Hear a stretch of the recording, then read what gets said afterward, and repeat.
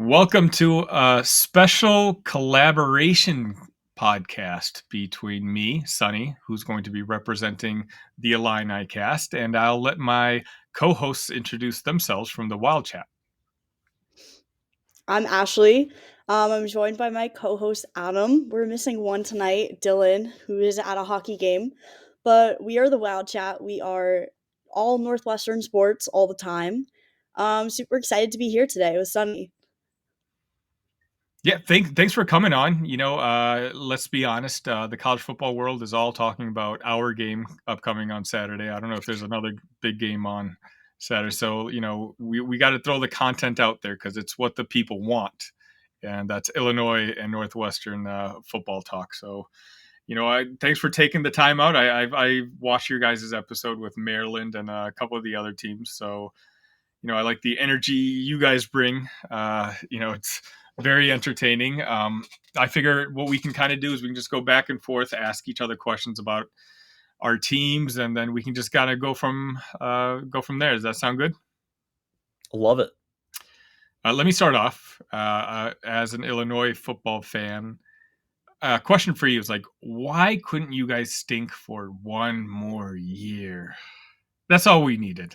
I mean, we had this locked in as a W on our end, and we would get bowl eligible, and now we're going to be fighting for our lives on Saturday. So I guess what I'm really trying to ask you is, you guys are 6-5.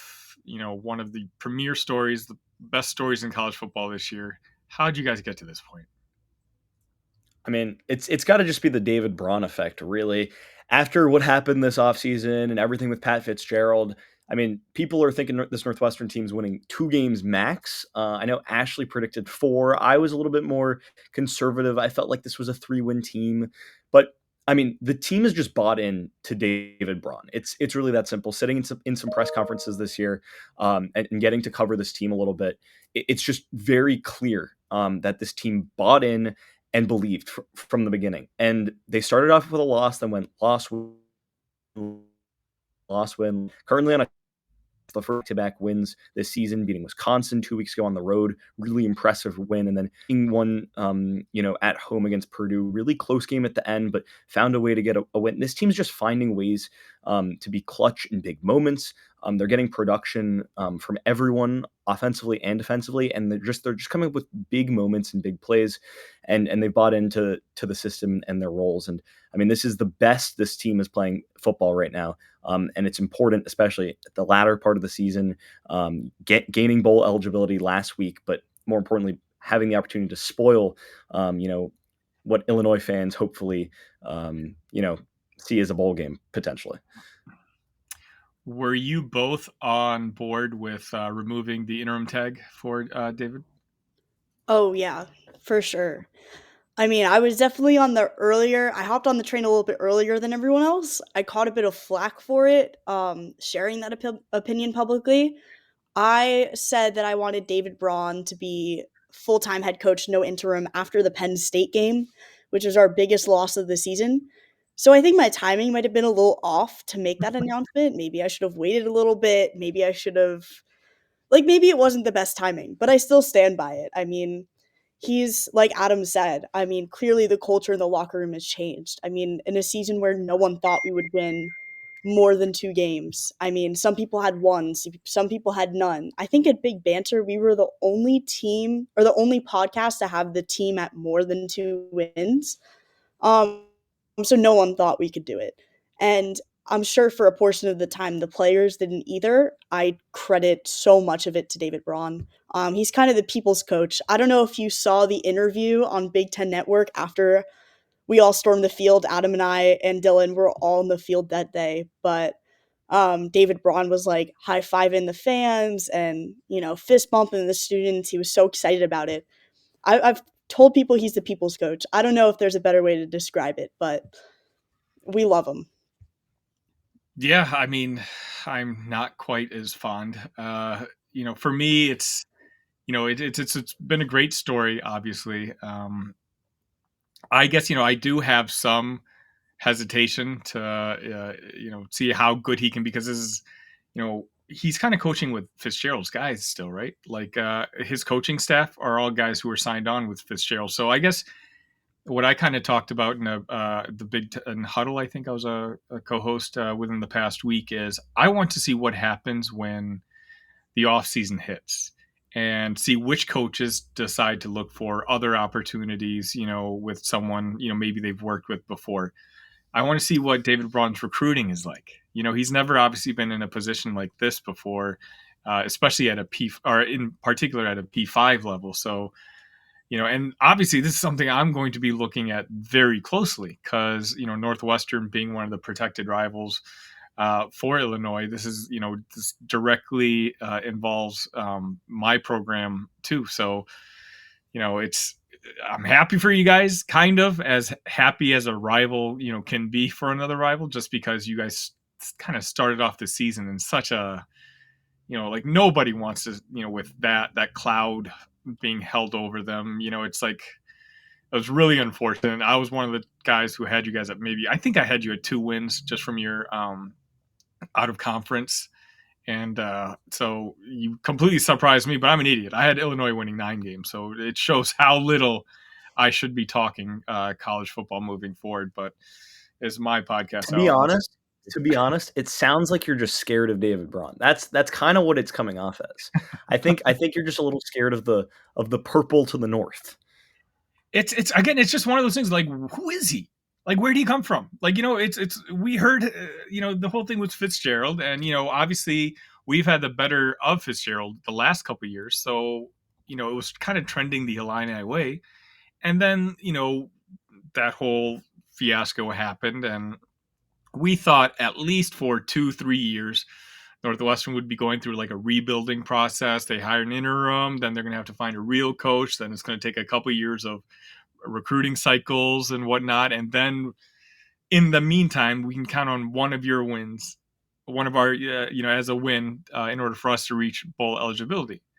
And here we are, rivalry week. And you guys, year 1, you guys already hit 6 and we're fighting for our lives for 6. So there's an ounce of frustration in my voice. I agree with that. But you guys got any questions for me? Yeah, I mean, obviously this Illinois team, beginning of the season, moments where some really solid moments, obviously a lot of bad, like for example that Purdue game.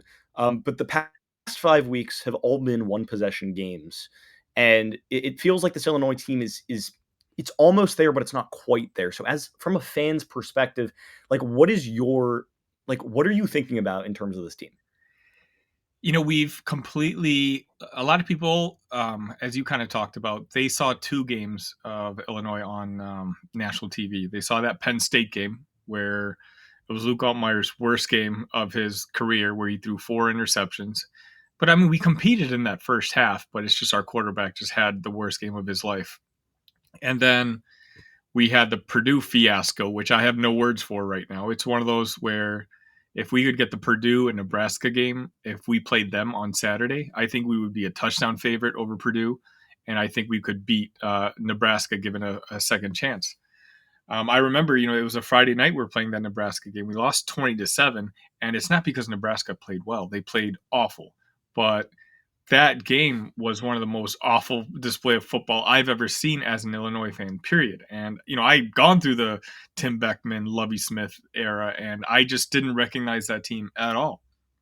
So as you're talking about, we get beat by, I forget which game was latter, was Purdue or Nebraska, but after that we have Maryland and Wisconsin coming up, and we're staring at, 0-4 start to the conference before we go into our bye week. And the mood, the attitude with Illini Nation was at an all-time low. I mean, we just weren't feeling it. I think we were 2 touchdown underdogs to Maryland at Maryland. And, we made a similar bet that you did with the Turtleheads. Not expected to, have a shipment be sent to our house. But, we pulled off the upset, and we were clearly the better team against Maryland. Kind of surprised all of us. since that Maryland game, we dominated 3 quarters against Wisconsin. Then Johnny Newton gets ejected in the fourth quarter. We give up an 18-point lead, and we lose that game. We beat Minnesota the following week. Everyone knows about the Indiana shootout, the John Paddock game from 2 weeks ago, and then we go down to the last 5-6 minutes against Iowa. It's one of those. It's a case of two seasons. Like up until that Nebraska game, I didn't know what team I was watching. We had no semblance of an identity on offense. There was no, when you think of Brett Bielema, you think of running the football, play good defense, and the typical Big Ten football.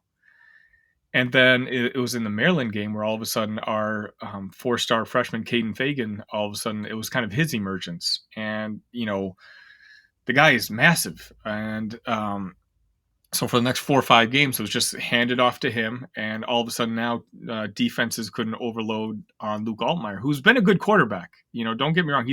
I think he's the best quarterback in the Big Ten West.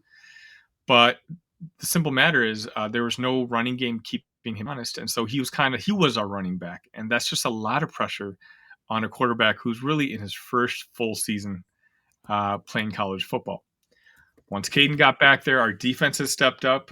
We were last in the league in sacks for the first half of the Big Ten season. Since then, we're leading the Big Ten in sacks.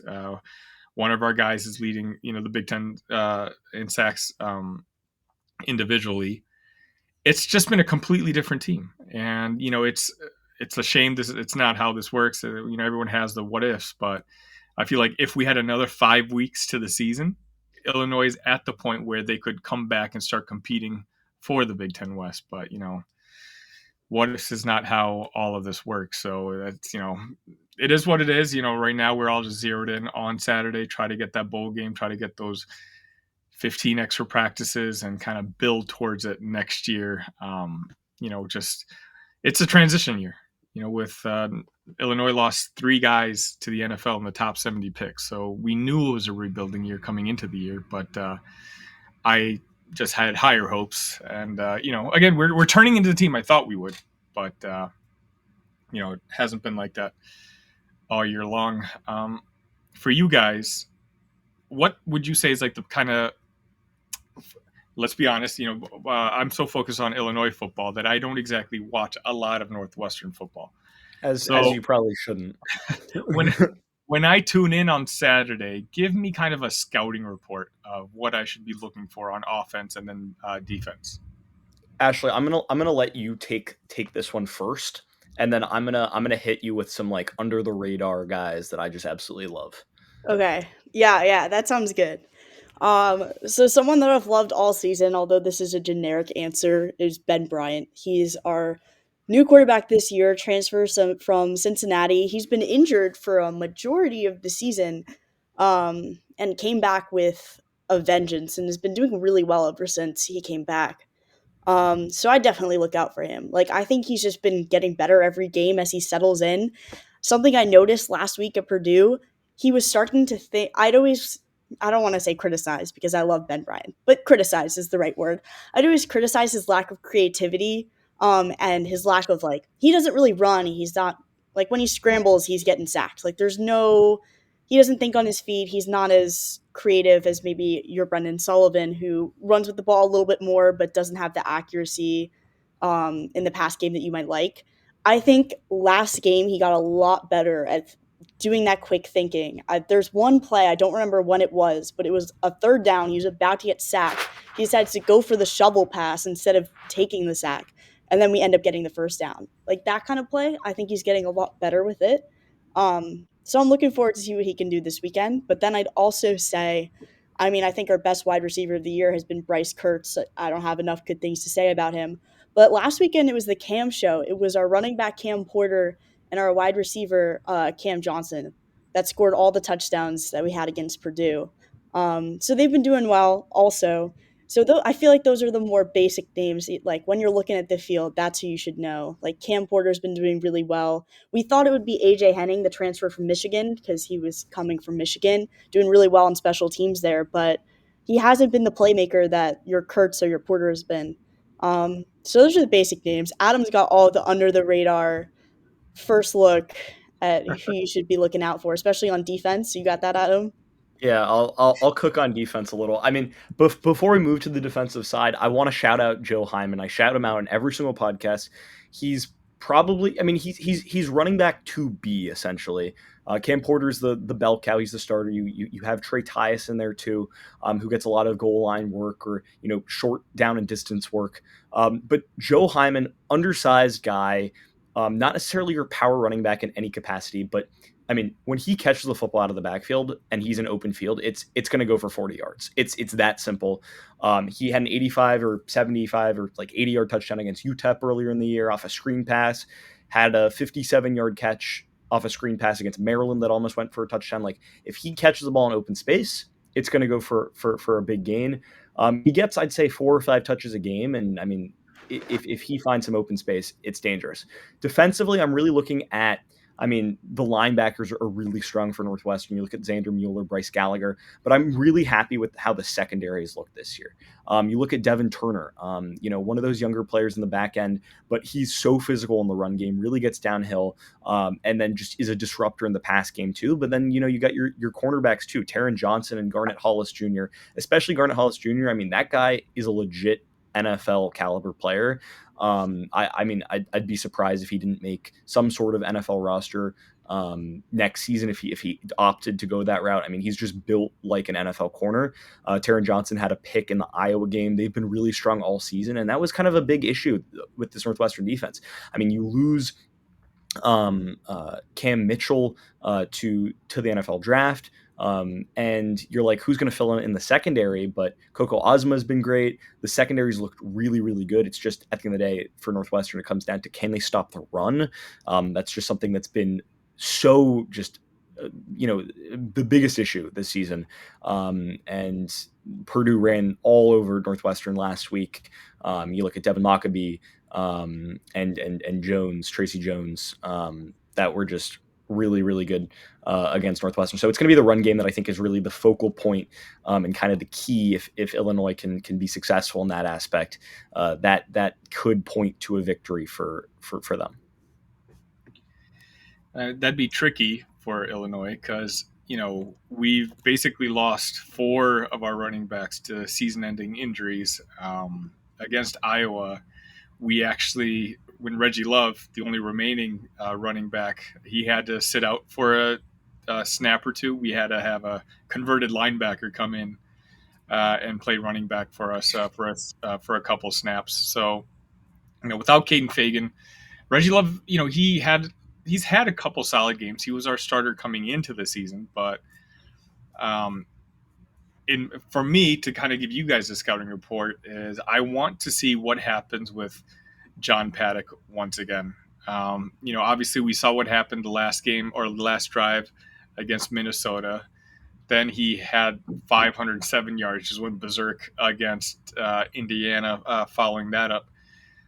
Last week, he was held down a little bit, but it's also against Iowa. You're talking about playing Iowa in Kinnick Stadium in the evening. It's dark. That's one of the toughest places to play.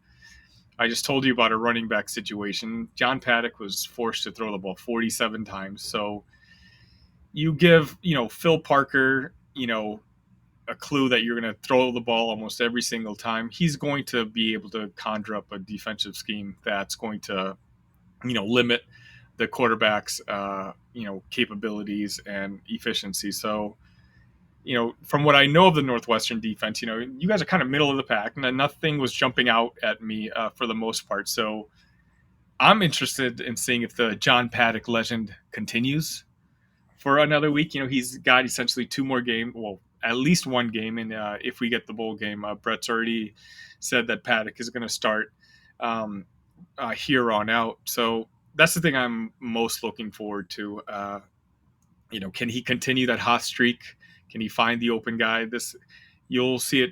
I've never seen a quarterback who makes decisions so quickly. I think I saw a stat that of quarterbacks who took something like 70 snaps, he's got the shortest time between the snap and releasing the ball. You're talking about under 2.5 seconds. He kind of knows what he's going to do and he doesn't overthink it. He's this is his sixth year in college football. He played he sat on the bench for Ball State for 3 years. He started there last year, and then he's a walk on for us this year. But the kind of difference between Luke Altmaier and Paddock is Luke sometimes holds on to the ball too long, and he kind of gets nervous a little bit, and he's kind of makes himself run, and so he tends to get sacked a little bit more often, whereas Paddock rarely gets sacked because he's kind of committed to, like, he knows what he wants to do, and he's not afraid to do it. You listen to interviews with him, and he's just one of the most confident guys, and not even in a bad way. Like, he's so grateful for the opportunity that he has that you can tell he's just kind of enjoying the moment. His family's a legacy at University of Illinois between his great-grandfather, his grandfather, and his uncle. They all played for the University of Illinois. So for him to kind of add to that, he knows he's just kind of letting it all soak in. On the defensive side for us, yesterday, I believe it was announced that the Jazon Newton and Keith Randolph are going to be going to the NFL. And so, in particular, Jazon Newton, this is going to be his last college football game. And I can imagine him, going, balls to the wall, just trying to make one last impression in front of the fans in Champaign, just to kind of leave a lasting legacy. I remember last year, Sidney Brown had a pick six in his last game as a senior, against you guys. And, I know Jerzon's going to be playing his butt off. So I think those two are the guys to kind of look at. Our secondary's been the rough part of our team all season long. And that's kind of because of what I told you earlier. We lost so much talent to the NFL draft that a lot of the guys are either underclassmen or new guys we brought in as transfers. And so, they haven't adjusted as fast as we would have hoped. So I think, if I had to guess, this is going to be either the John Paddock game or the Jerzon Newton game for us to win. And if it's not, then we're looking forward to a long off season down in Champaign, at least.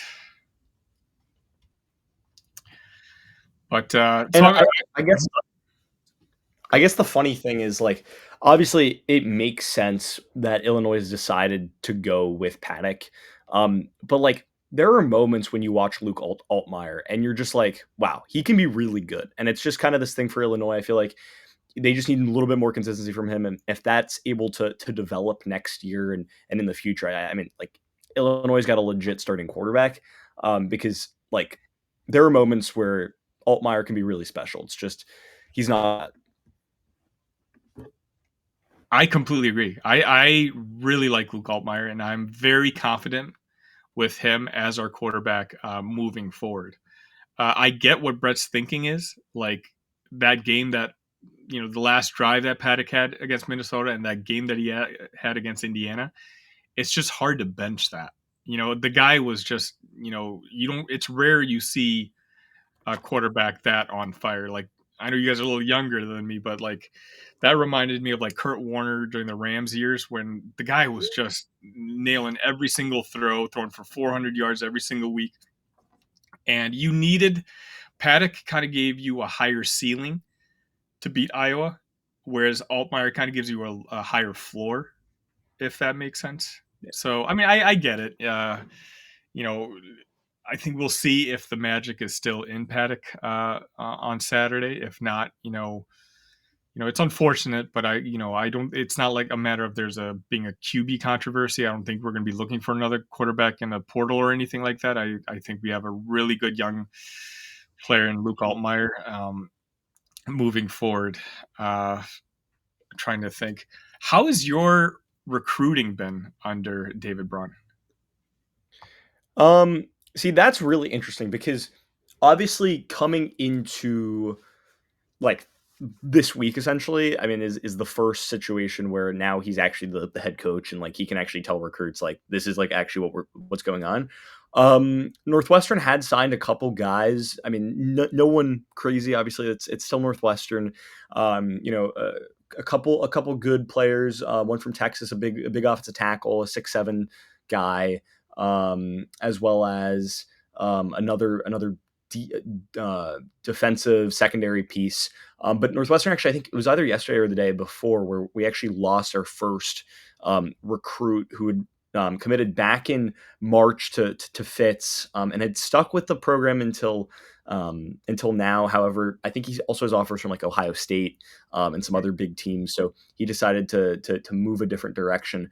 But I'm kind of curious to see where this goes forward with recruiting, because I mean, like Ashley said, like this guy David Braun is he's the people's coach, he's the players' coach. And I think that energy is very clear, not just from a Northwestern fan perspective, but also from a national media perspective. And just the way that David Braun cares about this team, it's really it's remarkable, really. And I think from a recruiting perspective, that's huge. I mean, as soon as you talk to any player, they're gonna support, they're gonna back up David Braun, and I don't think that's something that you can really feel as strongly with other teams. And I think that's a big thing Northwestern brings. Also, recruiting the next 2 years might be a little tough. They've just passed the new Ryan Field. So after 97 years, Ryan Field's going to be taken down, and there's going to be a new Ryan Field that's going to be about 10,000 seats smaller. It's going to take 2 to 3 years to build. So Northwestern's probably going to have to be playing at Soldier Field the next couple of years. And Was that's that the obviously point I a was going to ask you? Yeah. Okay. So Soldier yeah. Field. That's So okay. it's not nothing has been said yet, Okay. but I would assume at Soldier Field, maybe Northwestern plays a couple more games at Wrigley, especially once the Cubs season ends. Maybe 2 years from now, we see a lot more of those home games like backloaded into the schedule, so Northwestern can play at Mhm. Wrigley. But I think that's kind of a tough sell. But even in itself, it's also a unique opportunity. Telling recruits that they can play at Wrigley, playing at Soldier Field. Not every team in the country can say, "Oh, you're going to be playing in an NFL stadium, or much less an MLB stadium," if Northwestern continues that Wrigley tradition moving forward. So I think it's both a good thing and a bad thing. But in 2 or 3 years, and David Braun, if he's able to continue the success, I think this Northwestern team can only go up from obviously the summer. Yeah, All right. I feel like for the first time in a couple years, if players want to join Northwestern, they have a team that they can get behind, a team that they can help build up to get to that next level. I feel similarly about our basketball team. I feel like last year, our first time in or second time ever in March Madness, like great showing of the fact that a player could join a program and build it up and not just come to a program where they might be like sitting on the bench in a program that's already really good. Like, no, this is a program that is just starting to get back again. David Braun is like the base of that, Mhm. and helping to build the program up step by step. I can't see why anyone wouldn't want to join Northwestern. I mean, we're amazing. Like, why wouldn't you want to come here? But I don't know if everyone else feels the same, especially since we had a decommit, as Adam said, very recently, which kind of sucks, especially since we just won our sixth game. But I guess Ohio State, like, you can't really beat that. Yeah. Even pre David Braun, not a lot of people are going to beat Ohio State 1-on-1 for a recruit. But what do you guys think? Shall we make final predictions for the games? Yeah, let's do it. Oh, All right, let's Dylan's bring. Dylan popped in. Shall we bring? Oh, Dylan? Okay. All right. Yeah. Sick. All right. For those not paying attention, we had off screen. We had their third co-host say hello. I didn't bring him on because there was some shenanigans going on in the background, but it was nice to see Dylan. Um, shall we make final predictions for the game? What do you guys think? Are you guys releasing yours yet? Yeah, Yeah, let's do let's it. do it. So Illinois, obviously they've taken the last two, but before that, Northwestern had won 1, 2, 3, 4, 6 straight. I just had to look that up Lovey quickly. Smith. Yeah, he quit recruiting. Okay. Um, I think Northwestern. Obviously, I think Illinois has more to to lose in this situation. Obviously, bowl eligibility. But I think this is really a moment where Northwestern can band together, be like, let's just play the disruptors. Let's mess with this team. Let's really, hit Illinois while they're down, while they've had a tough season. And let's just show the national media, let's show the Big Ten that, this is not a 6-6 team. This is not a team that's kind of like found their way into a bowl game, but a team that legitimately should be in a bowl game, because that's what everyone in the locker room believes. That's what David Braun believes. And I don't even know if it's what Northwestern fans believe, but I think it's something that this Northwestern team believes. So I think that they play the role of the spoilers. It's going to be an ugly game. I mean, every Northwestern game is, and especially in the Big Ten late in the season. But I think the Cats win, let's say 24-20. Illinois has the ball late in the fourth quarter, but they get stuck around like the 30-yard line. Someone comes up with a big defensive stop, and that ices the game. So the Cats win by 4. That's No, Adam, you actually stole my score there. I'll come up with a new one, but great minds think alike. I don't think I can, in good conscience, say that Illinois is going to win this game. It's just rivalry week. I can't do it. I just can't physically bring myself to say Illinois wins. So I'm going to take the Cats as well. Instead of doing 24-20, let's do 27-20. Let's do a touchdown at the end instead of an extra field goal. Or what? No, that's 4 points. I can't math. But let's say we get an extra touchdown at the end. I think that math works out. I just think the momentum that we have. We won our first 2 in a row. The rest of our season has been loss, win, loss, win, loss, win. I think we go 3 in a row. We just have that momentum. We have the fans storming the field. We have our storybook ending for Ryan Field before it gets torn down. I just can't see the season ending any other way. Especially against our rivalry team. I think it'll be a sweet win for Cats fans. Make it 7. Just cap off what the most unexpected season. I think it's time to put a damper on this Cinderella season. I think Brett and the coaching staff are zeroed in. They know how important this game is. When the fans didn't exactly believe in the team after that Nebraska game, Brett and the coaching staff, they didn't back down. They coached us up. As I was telling you guys earlier, I think if the season were extended another few weeks, we'd be one of the better teams in the Big Ten West. And I think we kind of see that on Saturday. I think we have another fun John Paddock game. I'm going to say, again, considering our lack of running backs, I'm going to say he'll put up 350 yards. The game's going to go over. I think it's going to be a fun game. It's one of the more fun games to watch for rivalry week. And I'm going to go with 31-21. Illini finish 6-6, get that bowl game. And, we'll deal with you guys next year. We'll see how things go moving forward. Wherever we play next year, whether it's in Soldier Field or Wrigley Field, that's going to be fun. For sure. All right. Well, guys, if you don't mind, maybe tell the listeners again, the ones that subscribe to my feed, where they can find you, and I can kind of do the same. And good luck on Saturday. Yeah, absolutely. Best of luck to you and Illinois, even though I will not be rooting for you guys in the slightest. We're the Wildchat, at the Wildchat on Twitter. On Twitter, you can find our Spotify and our YouTube link where you can find our podcast. But we post everything on Twitter. That's our most up-to-date social media. Or X. It's Twitter. So at the Wildchat, and it's the Wildchat podcast on YouTube if you're not on Twitter. And yeah, at Big Banter Sports, you can find both of our podcasts as well. Okay, and I'm the Illini Cast. Basically, we try to release a couple episodes every week. We mainly focus on college football, but we also dabble a bit or two in our college basketball team, which historically is a little bit better than our football team. And thank you guys for joining us. And again, I actually take back my good luck. I'll wish you luck in the bowl game, and let us have one on Saturday. All right. We'll see. All right. Take care, guys, and we'll talk to you guys later. Perfect.